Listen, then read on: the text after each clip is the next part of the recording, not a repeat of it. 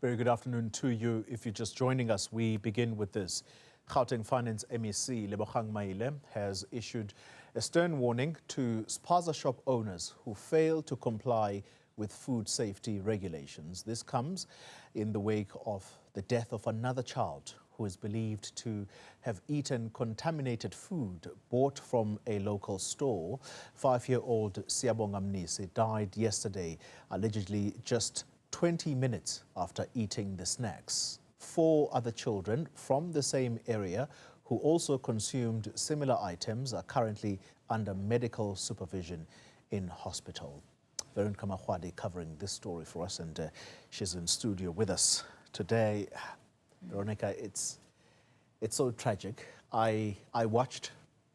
You were there posing questions to the MEC, and what struck me about some of what he said is that this spaza shop was closed not too long ago, and yet someone decided that it was the right thing to do to reopen it illegally. Just take us back to what happened there today.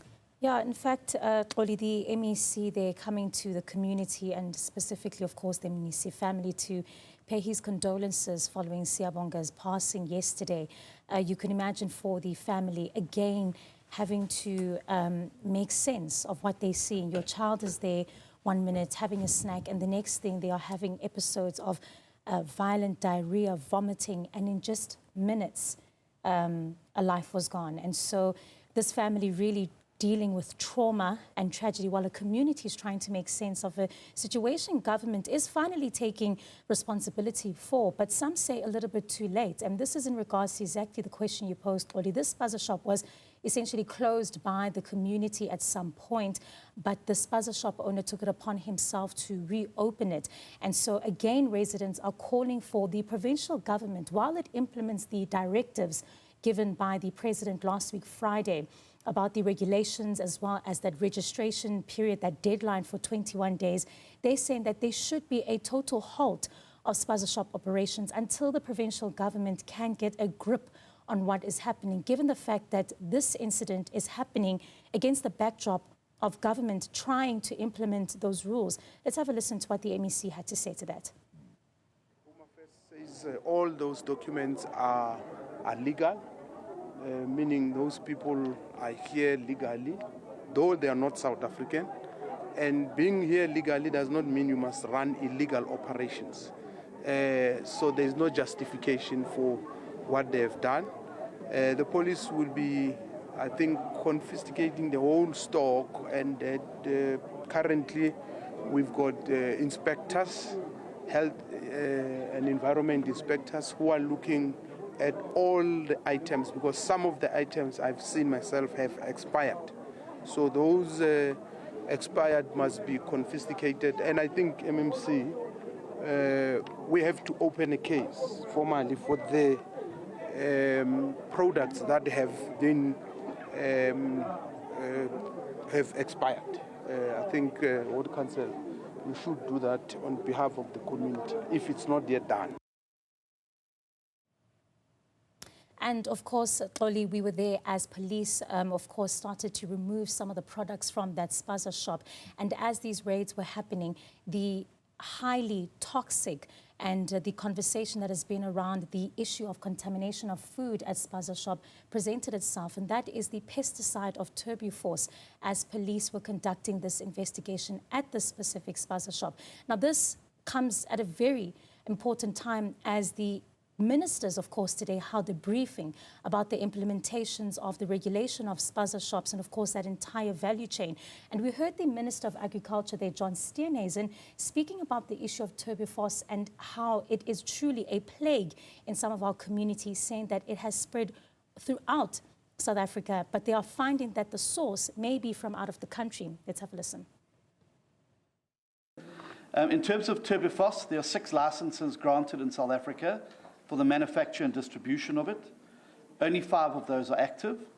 They are all under strict supervision and strict licensing obligations and strict supply chain management conditions. The Department of Agriculture has inspectors in each of the 9 provinces that conduct inspections on the supply chain from shops and agricultural co-ops that are authorized to sell it, to make sure that it is being properly sold and distributed to the right people.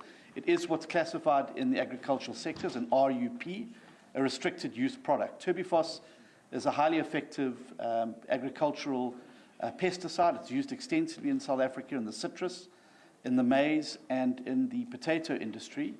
And it's precisely because it is so effective that you've seen an abuse of it now being utilized at a residential or civilian use. So, Veronica, this particular case, I think it's probably going to be one of those that government uses as not only a test case, but one to teach the residents, and I suspect the rest of South Africa at large, as to what they mean when they say the law has to be obeyed. I want to go back, because I thought I saw people being taken away in a police van. You'll tell us who were these individuals in the van. I'm hoping those pictures are going to come up soon. So you said that there is a picture that we're talking about. So these people, just explain to us, who are they, the people that are being taken away? Well, the people they have been taken away, Xoli, are the spaza shop owners. But they were not the only ones that were taken in for questioning by law enforcement authorities this afternoon. They were joined as well by the owners of that specific house, the landlords who, of course, leasing this spaza shop to them. And this has been an issue that has been stemming since the 21-day deadline registration. We heard there from the MEC himself confirming that the spaza shop owners had approached the landlord and had requested for her ID document to then be able to register. This has been a stemming issue that has been brought up on social media as municipalities have been, of course, opening up these centres to allow spaza shop owners to formally register their businesses. And so the MEC, they're talking really tough about law enforcement and saying that it's not only just the job of government to start this regulation process. Communities also must look at themselves. What responsibility and accountability do they play in this situation? The MEC, they're speaking frankly, saying that in regards to the use of the ID, saying landlords must ask themselves, you know, what role are they also playing in this issue? And that landlord, I presume the relationship with the rest of the community is probably going to be one that is very tenuous, quite sensitive, because a child has now died. Finally, the individuals being taken away, are they of South African origin? Because why did they need the document or ID document of the landlord in order to go and reopen the spaza shop? The spaza shop, correct. We did get an opportunity to speak to the enforcement on the ground, and Home Affairs officials were also there to verify these documents. As you'd understand, this matter is under investigation. But the MEC did say they seem to have documents. Whether or not these are valid documentation is yet to be known, only as this investigation continues. But a very important point to highlight, to use a South African ID to register for this business, it does certainly raise flags and alarm bells as well. Veronica Mahwade, thank you very much explaining that to us.